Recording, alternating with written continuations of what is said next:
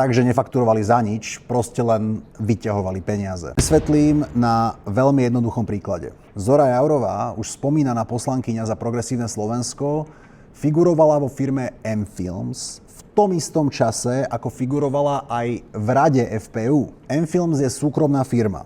To znamená, že keď firma M-Films zarobí nejaké peniaze, už to nie sú štátne peniaze, už je to ich súkromný zisk, ktorý si môže pani Jaurová kedykoľvek vybrať a považovať ich za svoje osobné bohatstvo. Už tie peniaze nepodliehajú žiadnej kontrole, už nemusí nikomu vravieť, na čo ich minula atď. Keď si túto firmu otvoríte na obchodnom registri, tak si všimnete, že v kolónke predmet podnikania je celé spektrum služieb, za ktoré môže firma M-Films vystavovať faktúry.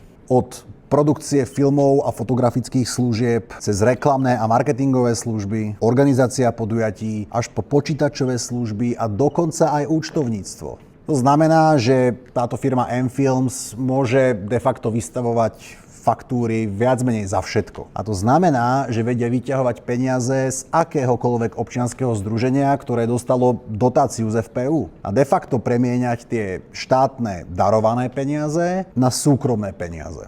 No a táto firma M-Films vystavovala faktúry aj Marte Šimečkovej, tej jej neziskovke Fórum. A keď sa po prepuknutí tej spomínanej kauzy Marty Šimečkovej pýtali konateľa tejto firmy M-Films, že za čo fakturovali Marte Šimečkovej, tak sa tváril, že o ničom nevie. Takže nefakturovali za nič, proste len vyťahovali peniaze.